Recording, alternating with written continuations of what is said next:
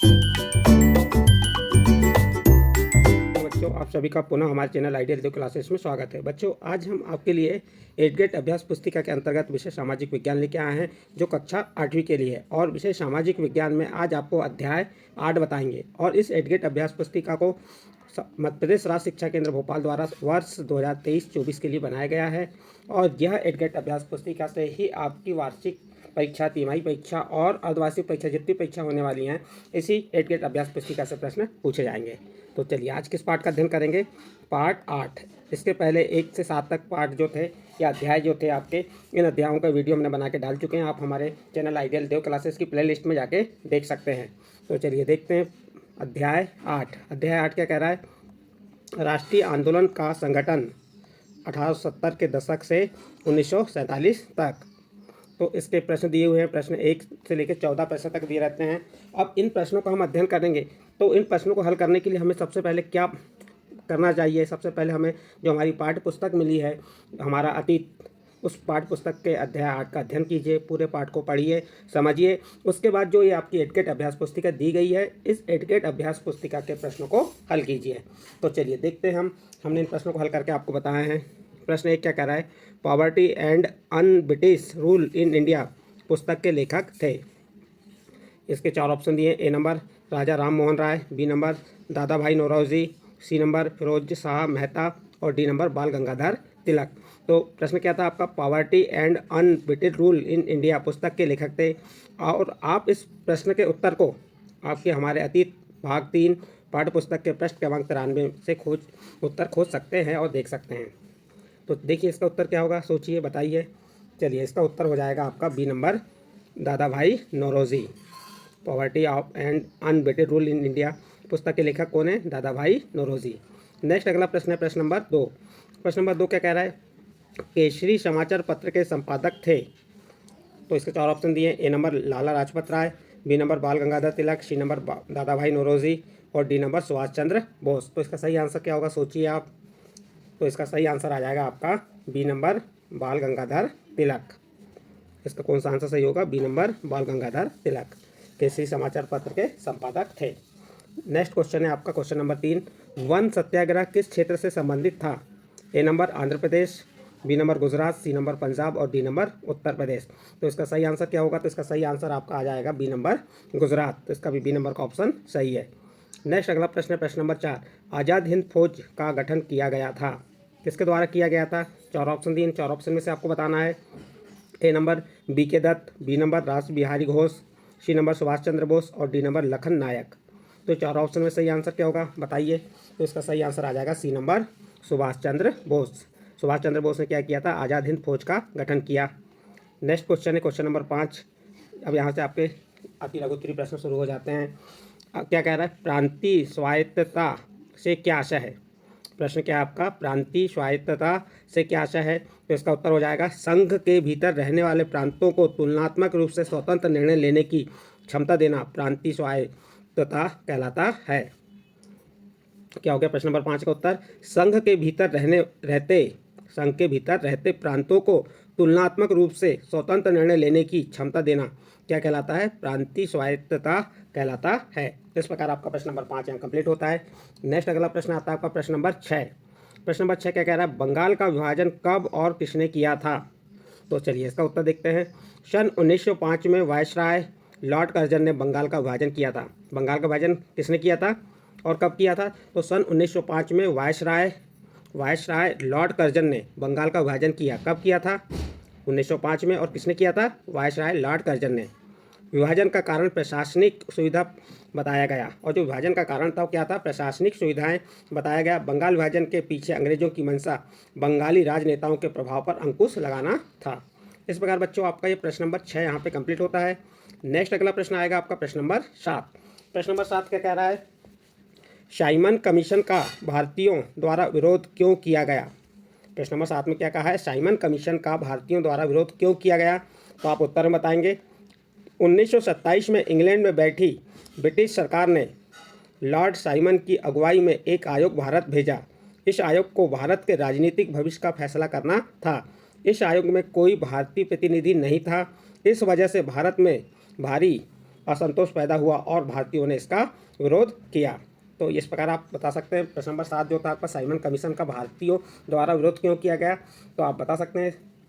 Next अगला प्रश्न है, इल्बर्ट बिल सरकार ने क्यों वापस लिया था। क्या है प्रश्न आपका, इल्बर्ट बिल सरकार ने क्यों वापस लिया था। तो इसका उत्तर क्या होगा, इसका उत्तर बताएंगे आप। सन 1883 में सरकार ने इल्बर्ट बिल लागू करने का प्रयास किया। कब प्रयास किया था, 1883 में सरकार ने कौन सा बिल, इल्बर्ट बिल लागू करने का प्रयास किया। इस विधेयक में प्रावधान था कि भारतीय न्यायाधीश भी ब्रिटिश या यूरोपीय व्यक्तियों पर मुकदमे चला सकते हैं। मुकदमे यहाँ पे आप चला सकते हैं, परंतु अंग्रेज़ों के विरोध की वजह से सरकार ने यह विधेयक वापस ले लिया। देखिए क्या था प्रश्न आपका, इल्बर्ट बिल सरकार ने क्यों वापस लिया था। तो उत्तर में हमने बताया आपको, सन 1883 में सरकार ने इल्बर्ट बिल लागू करने का प्रयास किया। इस विधेयक में प्रावधान था कि भारतीय न्यायाधीश भी ब्रिटिश या यूरोपीय व्यक्तियों पर मुकदमे चला सकते हैं, परंतु अंग्रेजों के विरोध की वजह से सरकार ने यह विधेयक वापस ले लिया। कौन सा विधेयक, इल्बर्ट बिल का। तो इस प्रकार आपका प्रश्न नंबर 8 कंप्लीट होता है। इसके बाद नेक्स्ट अगला प्रश्न आता है आपका प्रश्न नंबर 9। प्रश्न नंबर 9 क्या है, गांधी जी की दांडी यात्रा के क्या उद्देश्य थे। प्रश्न है, गांधी जी की दांडी यात्रा के क्या उद्देश्य थे। तो उत्तर बताएंगे, गांधी जी की दांडी यात्रा इस उद्देश्य की थी कि वह समुद्र में पानी से नमक बनाकर ब्रिटिश सरकार के नमक कानून का उल्लंघन करेंगे और भारतीय जनता के दिलों में ब्रिटिश कानूनों का भय निकालेंगे और जनता को आंदोलित करेंगे। तो इसलिए गांधी जी ने दांडी यात्रा का जो उद्देश्य था, यही उनका उद्देश्य था। इस प्रकार प्रश्न नंबर 9 कंप्लीट होता है। इसके बाद नेक्स्ट प्रश्न देखिए, प्रश्न नंबर 10, किस घटना के कारण गांधी जी ने असहयोग आंदोलन वापस लिया था। प्रश्न है, किस घटना के कारण गांधी जी ने असहयोग आंदोलन वापस लिया था। आप उत्तर में बताएंगे। इसका उत्तर क्या है, महात्मा गांधी हिंसक आंदोलन के विरुद्ध थे। महात्मा गांधी जो हिंसक आंदोलन थे, हिंसा के विरोध में थे, आंदोलन के विरुद्ध थे। इसी कारण 1922 में जब किसानों की एक भीड़ ने चोरी चोरा पुलिस थाने पर हमला कर उसे जला दिया, तो गांधी जी ने अचानक असहयोग आंदोलन वापस ले लिया। उस दिन 22 पुलिस वाले मारे गए। किसान इसलिए बेकाबू हो गए थे क्योंकि पुलिस ने उनके शांतिपूर्ण जुलूस पर गोली चला दी थी। इस प्रकार आपका प्रश्न नंबर 10 यहाँ पे कंप्लीट होता है। नेक्स्ट अगला प्रश्न आएगा आपका प्रश्न नंबर 11। प्रश्न नंबर 11 क्या है, रॉलेट कानून का भारतीयों ने क्यों विरोध किया।